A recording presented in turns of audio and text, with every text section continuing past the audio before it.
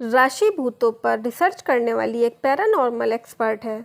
वो पहाड़ों की वादियों में घूमने के लिए आई थी क्योंकि उसे पहाड़ों पर घूमना बहुत पसंद था।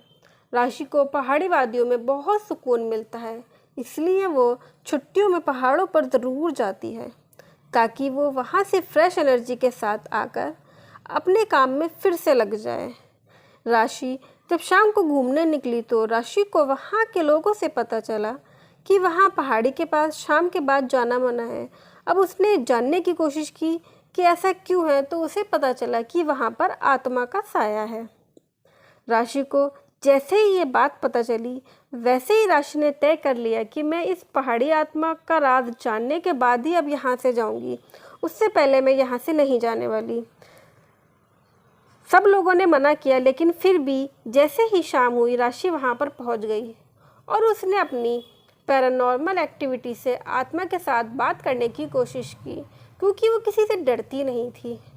उस आत्मा ने राशि को शुरुआत में बहुत डराया, बहुत परेशान किया। कभी वो राशि के पीछे आ जाती तो कभी आगे। वो अजीब व गरीब आवाज़ निकाल कर राशि को डराती थी, लेकिन राशि पर इन सब चीज़ों का कुछ भी असर नहीं हुआ। आखिर राशि ने अपने पैरानॉर्मल एक्टिविटी से उस आत्मा पर नियंत्रण पा लिया और उसके बाद उसने आत्मा से बात करने की कोशिश की। आत्मा से बात करने के बाद राशि को पता चला, उससे राशि की आंखों में आंसू आ गए क्योंकि यह आत्मा एक पिता की थी, एक ऐसे पिता की जो कब से अपने बेटे के इंतज़ार में थे, जो शहर से आने का इंतज़ार कर रहे थे। इस पिता ने अपनी पत्नी के गुजर जाने के बाद अपने बेटे को अकेले संभाला था। पिता ने बेटे को कभी भी माँ की कमी महसूस नहीं होने दी थी। इसी पहाड़ी वादियों में बेटे के रूप में अपना बचपन जिया था।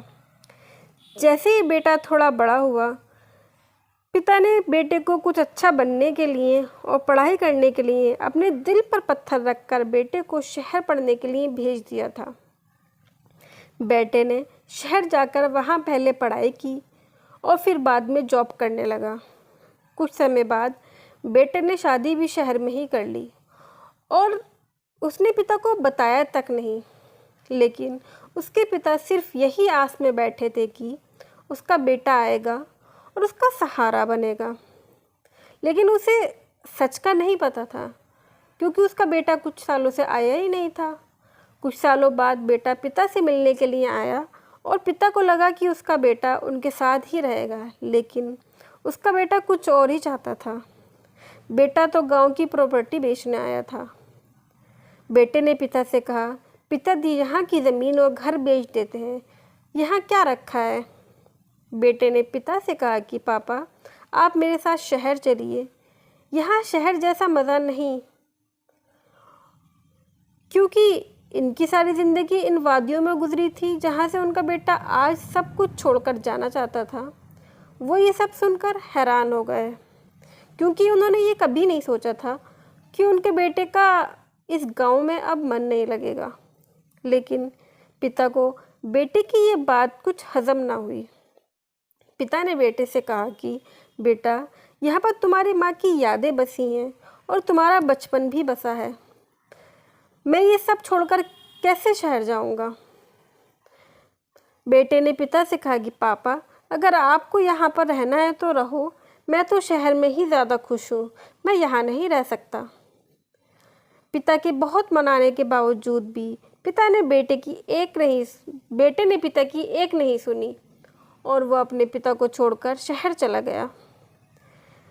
पिता अपने इकलौते बेटे के जाने का गम बर्दाश्त न कर पाए और कुछ ही समय बाद पिता बेटे के इंतज़ार में ही मर गए। आज भी उस पिता की आत्मा अपने बेटे के इंतज़ार में उन पहाड़ी वादियों में भटकती है। राशि का दिल ये सब जानने के बाद भर आया और वो वहाँ से बाहर निकल गई। राशि ने बाहर निकलकर वहाँ के सभी लोगों से कहा कि पहाड़ी पर डरने वाली कोई बात नहीं है, आप लोग बिला वजह ही डरते हैं क्योंकि वो आत्मा कभी भी किसी को नुकसान नहीं पहुँचाएगी, वो एक नुकसान पहुँचाने वाली है ही नहीं।